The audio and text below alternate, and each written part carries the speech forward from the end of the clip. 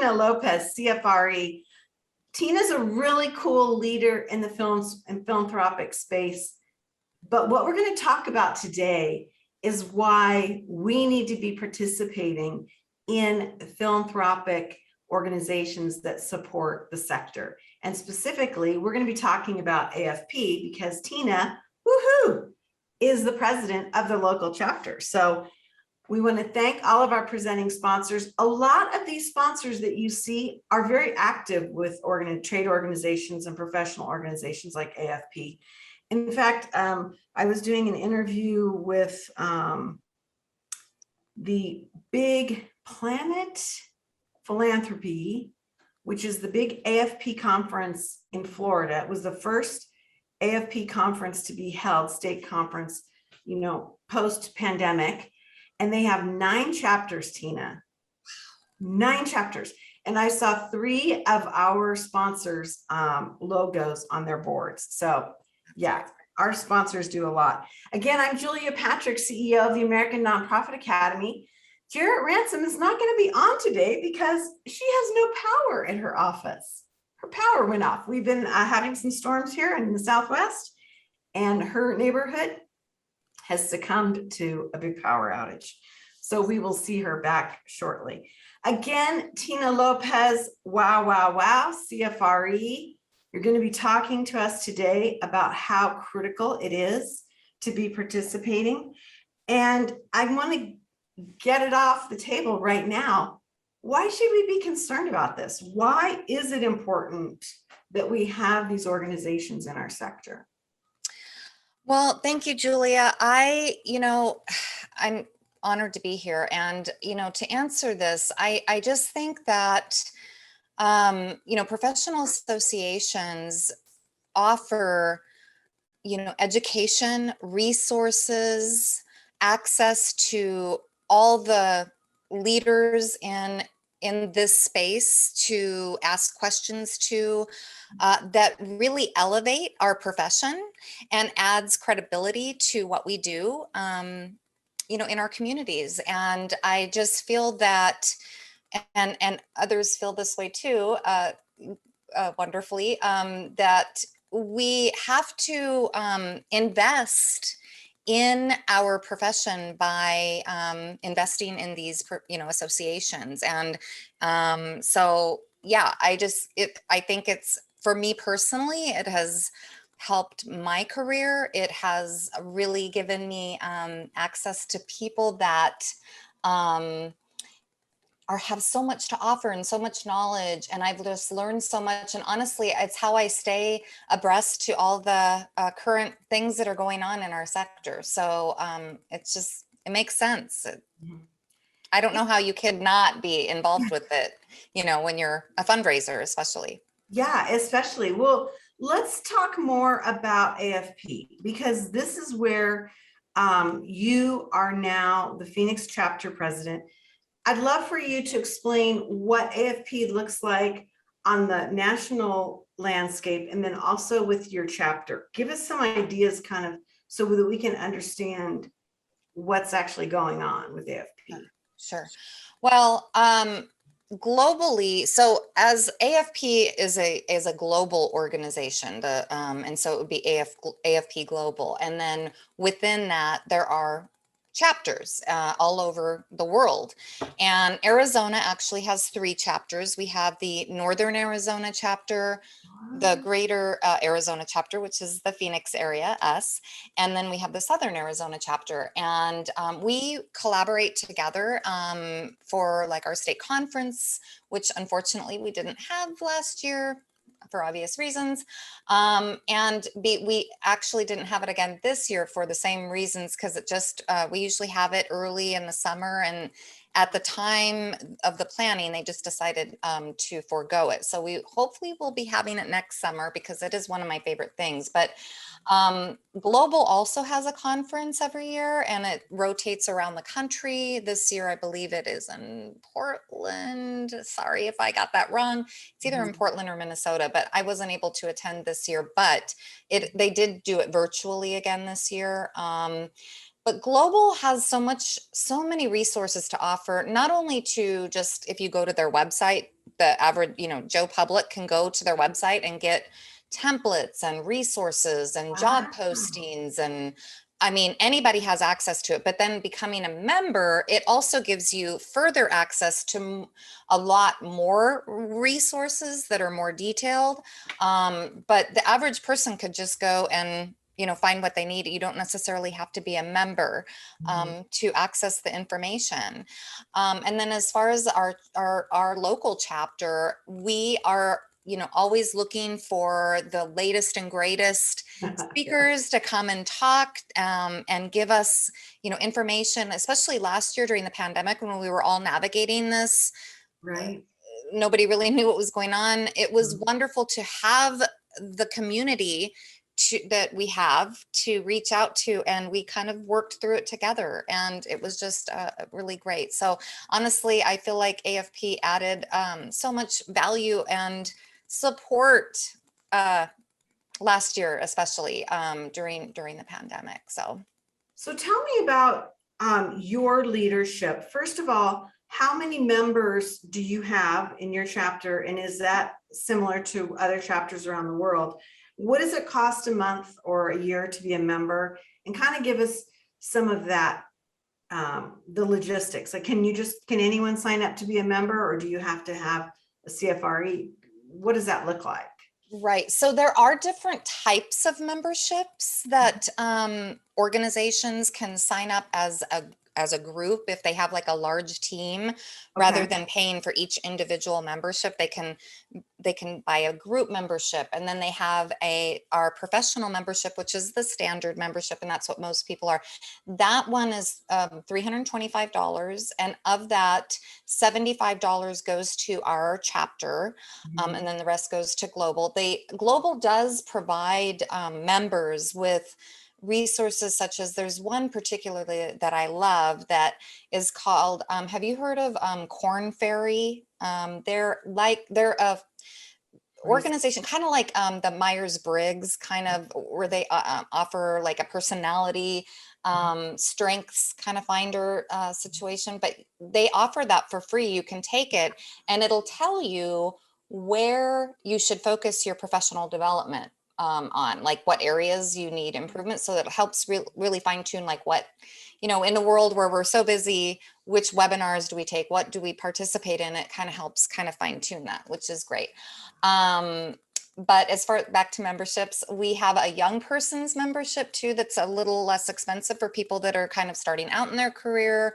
And we understand that especially if they're working for like a smaller nonprofit, it's, gives them a little bit of a discount. So there's all different types of memberships that people can look into and find one that is right for them. And then right now, just so a little plug, for new members that have never been a member of AFP before, there is a $50 discount through July 31st if you sign up. So, and that's not just your chapter, that's global. Well, that's for Global. So Okay. it's off of the Global end of things, because they, take the bigger portion of the. Sure. Yeah, sure. So. Okay, that's great. Well, that's good to know. That's like perfect timing. Yeah. I want to get into a little bit more about your board leadership. And, in the nonprofit show, we talk so much about board leadership. We get so many questions about it. Talk to me about being on a board for, in essence, a professional development organization. What has been your journey? What did you do to serve? Were you on the board before you became president? What does that whole thing look like? Yeah, so there's different ways that people can get involved with the board at AFP. You can serve on a committee, and you don't even have to be an AFP member to serve on a committee. Wow. That would be a great way to kind of maybe dip your toe in the water, say you're not really sure if you want to join, but you kind of want to see what it's all about. You can join one of our committees and serve on that and see, if you like it, and hopefully you will, and you would join. And so we have our committees, and I actually did join the board about 4 years ago, and also helped with the state conference in 2016, which was our last state conference here in Phoenix. and I was the membership chair, and I did that for a few years, and then I was asked to serve as our president. And so last year my position was incoming president, and then this year president, and then next year I'll be past president. But I think everybody's, it's all what it can be, kind of whatever you make it. And it is interesting because I do talk a lot to our board this year about, you know, we always, in fundraising, one of our greatest challenges is getting our board to be invested in what we're doing, right? So it's kind of the same thing. When you're on a board, we have to practice what we preach. And so, yeah, we kind of do have to remind ourselves sometimes, like, oh yeah, we want them to do that, but board members to participate for our jobs.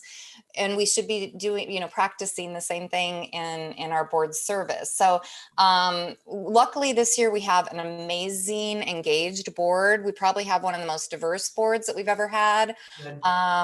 Everybody's just super 100% all in and just really making things happen this year. We're really kind of have hit the ground running, coming off of last year, which was unfortunately not the best year for anybody, really. We did lose about 15% of our membership last year. Wow. And we feel that a lot of that is because, but that's kind of nationwide what they're seeing for professional associations, and especially within AFP. The first thing to go when budgets get cut is usually stuff like that, unfortunately. Well, yeah, because it's one of those things too. I would imagine that a lot of, pardon me, a lot of people felt like, I'm not going to these meetings. I'm not physically, getting the same value, or I'm getting a different value. Yeah. Before I ask you the next question, are your terms always 1 year? They are. However, one of the things that we are trying to implement and talk to, when I asked everybody who's on the board this year to serve on the board, I kind of asked to, even though the term is 1 year, if they would commit to 2, because it's so hard when you have a board and then everything changes the following year and you just have turnover and there's like kind of no continuity. So what we're trying to do now is, when you serve as a chair of like a committee, that you agree to be the chair of the committee this year, then you would find your chair for the following year and serve with them on the committee for the next year, so that they at least have some support and point of reference. Good. I think that's very smart. I really do. I think it also makes it easier to say yes, Tina.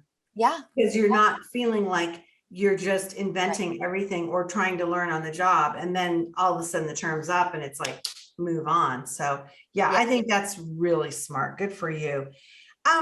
You mentioned when we started that it really has impacted your career, and this leadership has helped you in many ways. Could you kind of expand on that and share with us what that looks like? Sure.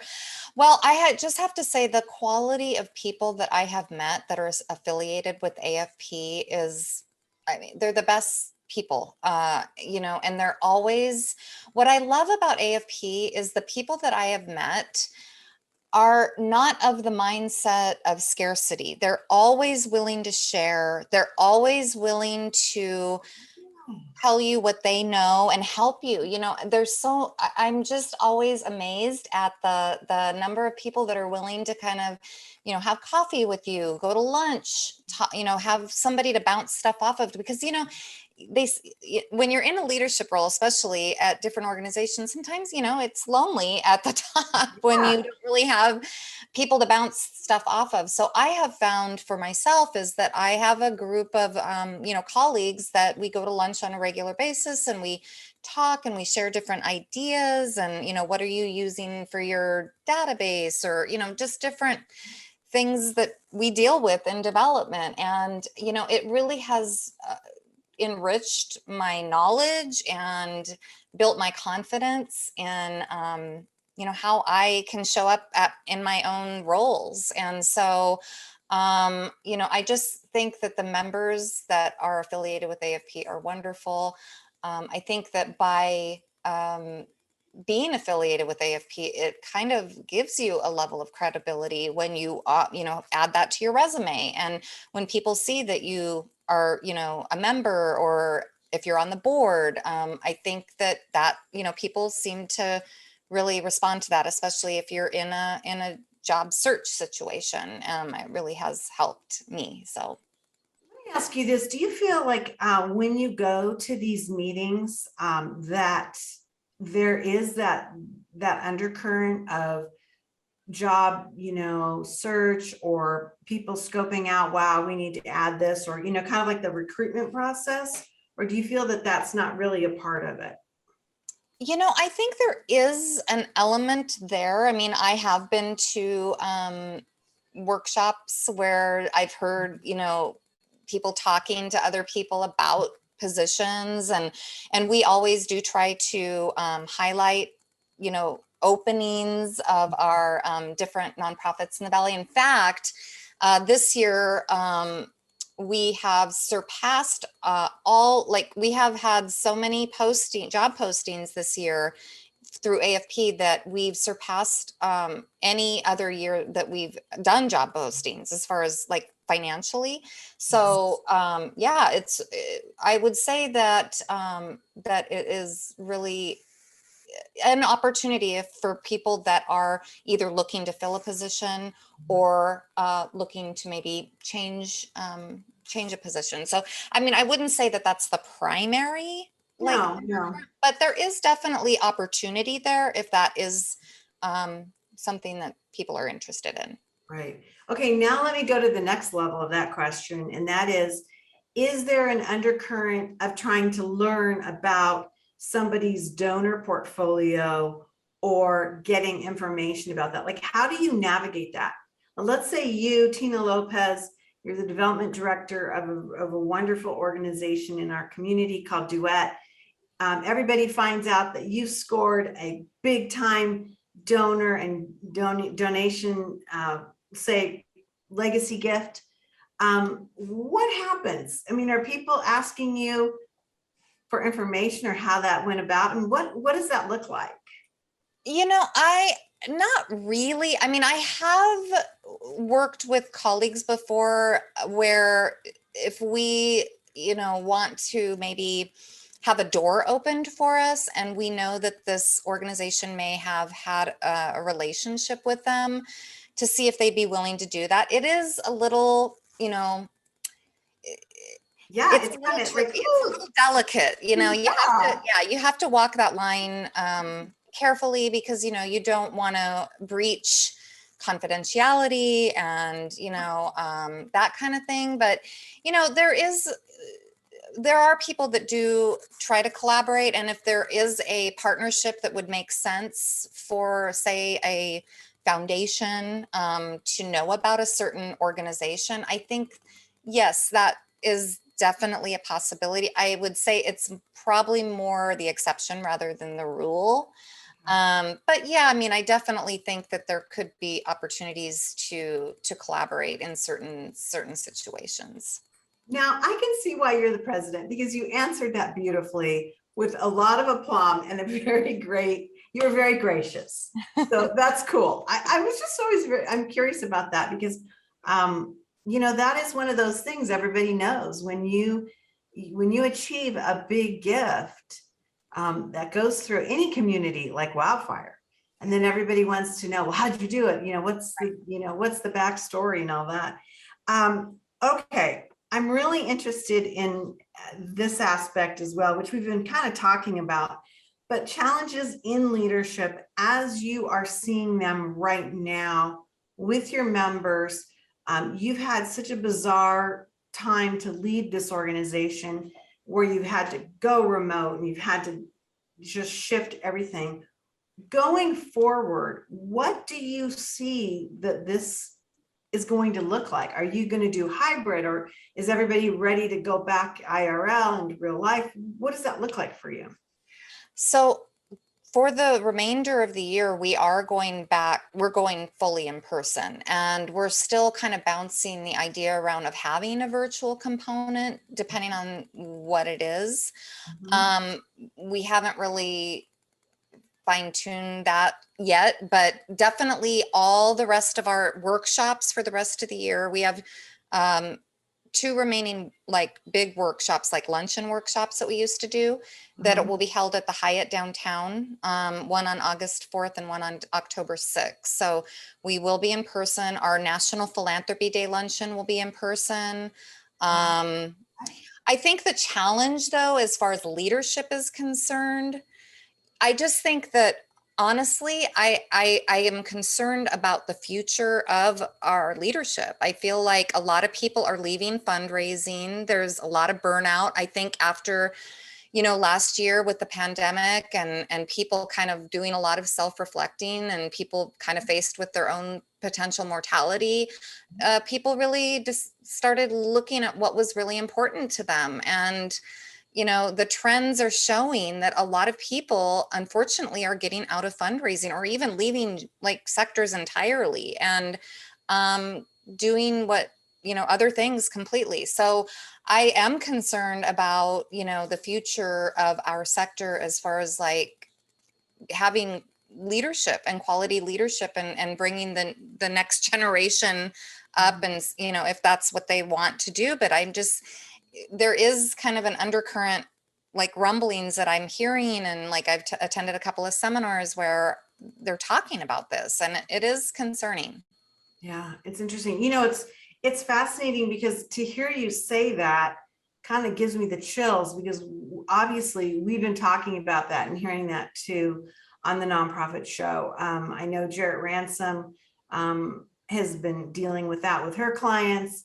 I'm hearing that with the people that I engage in, and it is frightening because when things calm down for many sectors, it was amped up for the nonprofit sector. We saw our demands go up, and many times and many occasions our revenues go down. But now, as we're coming out of this recovery, I'm just hearing this compassion fatigue, this exhaustion, not tremendous disenchantment, but more just, I can't do this anymore. I'm exhausted, and Right. my whole thing is this like a temporary thing? Does a respite situation help? And I'm not talking like, taking Fridays off. I'm talking about, serious alignment to your home and time off and all that versus just leaving. Because I think the abandonment of our sector, you're right, it's going to have huge implications, and it is a frightening thing to be witnessing and to be talking about. We don't have much time left, and as we are looking at exploring how leadership really can be developed and our sector can be encouraged, I want to talk a little bit more about the here and the now on how we can get involved. I mean, you mentioned that there are chapters everywhere. I had no idea we had 3 in our state. I had no idea. I mean, Florida has 9 chapters. Yeah, they're bigger. I think they're bigger than us as far as like more.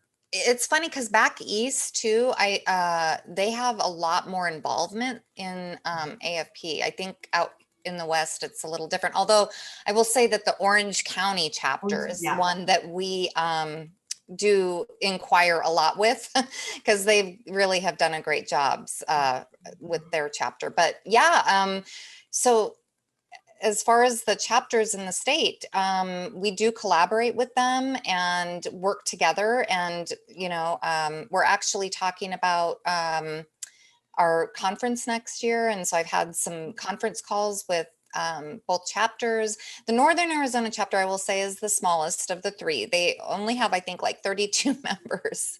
And then the Southern Arizona, they're a very strong chapter as well. And the Tucson chapter is very strong. And both chapters have wonderful people to work with. But yeah, I mean, anybody can really get involved. And we are hoping that with the challenges that we're seeing in our sector, that we can add value and get people excited about what we're doing. Yeah, I think that's such a good point. I think it's like, this is, something that we wanted to talk to you about, because we do feel that If you are contemplating a change or navigating the sector, professional organizations can really help you with that and give you some ideas. I think also too, it gives you a freedom maybe to discuss something that you wouldn't discuss at the office.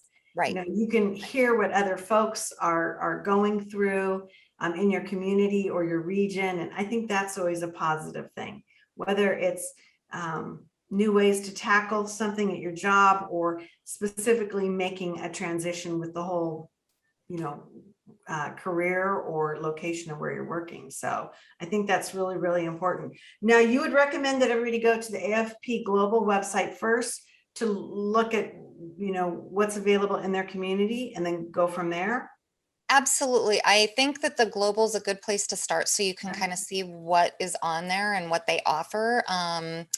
And then as far as our chapter website, it's kind of a weird, so our website is kind of integrated as part of the global website. Mhm. So it's probably easier, to be honest with you, to just Google AFP Greater Arizona and it'll take you to the website rather than me reading it because it's a super long, like it's community.afpnet.org/AFP Greater Arizona Chapter. Yeah, gotcha. I understand the problem here. Yeah, I think it's, to check out AFP Global. We have viewers from all over the world watching us. And so I think that's a really great opportunity to take a look at what's going on and maybe even look at, if you don't have an AFP chapter in your community or region, what it might take to get going. Do you have any idea how old the AFP chapter is in your community? In the Greater Arizona Chapter? Mm-hmm. I know that we've been around a while because if you go to our website, you can go back and see like all the National Philanthropy Days, and I know it goes all the way back to the 80s. So I apologize, I do not know what our founding date is, but I do know it goes back several years.